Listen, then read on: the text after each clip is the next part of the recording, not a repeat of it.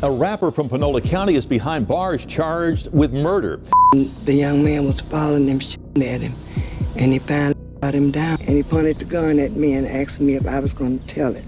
Why would a viral rapper with a popping song and his whole career in front of him murder his friend and Barber in cold blood in front of his own family? You live by the gun, you gonna die by the gun. Why would he then make police start a manhunt before just turning himself in? And what happened that got Cadarrius Superstar Pride locked up? See, this story is full of strange twists and is the story of Superstar Pride, who went viral on pretty much every platform for his deep voice and even deeper and raw lyrics. Don't worry, you raised the gangster, I'm a survivor. It hurt me not being able to give you what you want since I was a toddler. And you would think after generating tens of millions of views across all of these platforms and having over 150,000 followers on just his Instagram, meaning that he built a real fan base, you wouldn't think that his next move would end with him threatening to unalive someone's grandma after she just watched him commit a murder.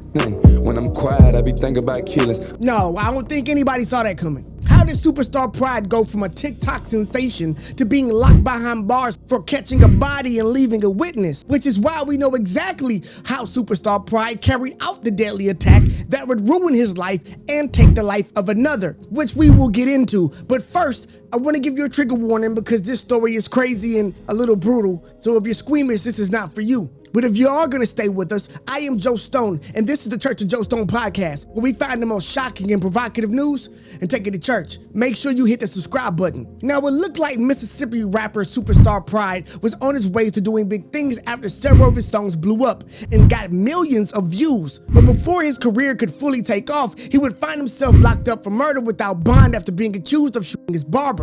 Cadarrius Pride, better known as Superstar Pride, is a 21-year-old rapper from Panola County, Mississippi. And although he wasn't Drake and he was far from being a household name, Superstar did have some legitimate buzz and was building a solid fan base and career. I'm pretty sure you've heard his viral song somewhere on the internet. You damn near couldn't escape it. The music video for his song Painting Pictures has over 7.4 million views on YouTube, and a live mic performance of the same track has over 27 million views. The track has been certified gold and even went #1 on urban radio for the week ending on May 11th. Part of what helped Superstar blow up was his unique style and haircut. Short in the front and longer in the back. Now, according to Superstar himself, the hairstyle was originally his barber's idea and he decided to roll with it. It was originated from my uncle, he my barber. He got it, and then he was like, it would look good on you because you Superstar. But he said it'll be your haircut. So he's like, let me make you your haircut. But instead of thanking his barber for helping him build this image that he would eventually get known for and giving him a style that would attract the world's attention, Superstar is now accused of killing him in cold blood. But what happened that day? Well, this is where we get into it. Around 12:30 p.m. on July 19th, Panola County police were called to a house on Highway 35 North where they found 40-year-old Marcus Wheatley dead from a gunshot wound. Wheatley's grandmother, Mary Ann Strong, was present during the murder and quickly identified Superstar Pride as the killer. How did all this go down? Well, she tells us in her own words. She claims to have seen the suspect enter her grandson's mobile home before hearing loud voices. Apparently, they were arguing back and forth. She couldn't make out what they were saying, but she knew that there was something going on. Suddenly, her grandson busts out the door, being chased by Superstar out of his home into a field behind it, where he was cornered. And the young man was following him, shooting at him, and he finally shot him down. Strong ran to this field and she watched in horror as Pride continued to fire at her grandson. Now, doing all of this, Wheatley's grandmother witnessed it and had even followed them out while they were running into the field. Apparently, Superstar then turned to the grandmother, who he confronted and threatened to unalive her if she snitched. He shot about 3 times after he fell, and he walked over to me and he pointed the gun at me and asked me if I was going to tell it. After threatening the poor grandmother, Superstar then went back in the field to the body of Wheatley and shot him one more time in the head. He came back out here and fired a last shot in his head. After it was all done, Star took off towards his red pickup truck, hopped in it, and then was gone. Later, the police would find that pickup truck abandoned and start a manhunt looking for Superstar, which would quickly end because he would just turn himself in. But now we get back to exactly what happened and why, because friends and family are still puzzled as to why he would commit such a shocking act of violence, especially when he was on the verge of blowing up with his music career.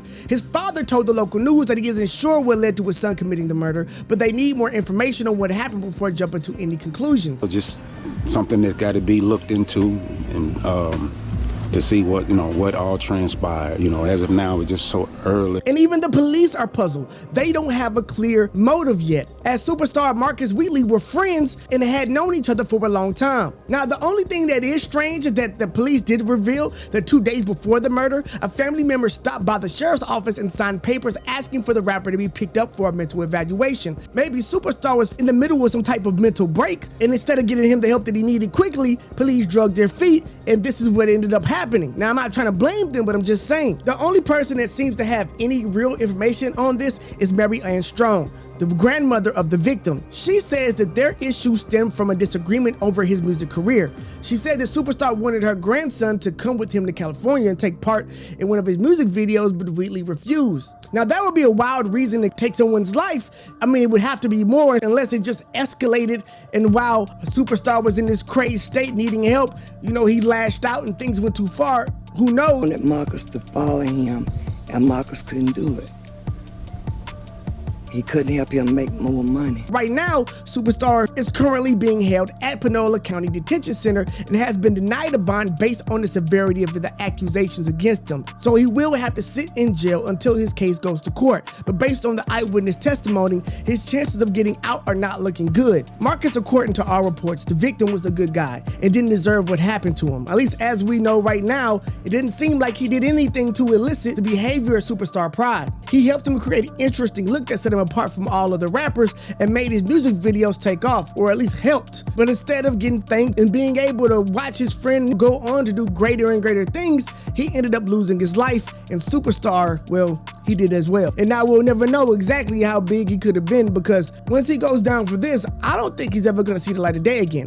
But let us know what you think in the comments. Do you think Superstar had some type of other motive? Do you think that maybe there was like a drug deal going bad? Maybe there was an argument over money and management. Maybe there's things that, the grandmother didn't know, I'm sure. Do you think it was just a mental break? Or is it just street business? And, well, we'll probably find out because the streets rarely stay quiet. But we'll keep you updated as the news comes out, and we'll let you know how this all unfolds and probably be covering the case as it continues. I am Joe Stone, and this is the Church of Joe Stone podcast. Where cool comes to pray, you come to stay. Hit the subscribe button so you don't miss another video coming your way, where we find the most shocking and provocative news and take it to church. I will see you in the next one.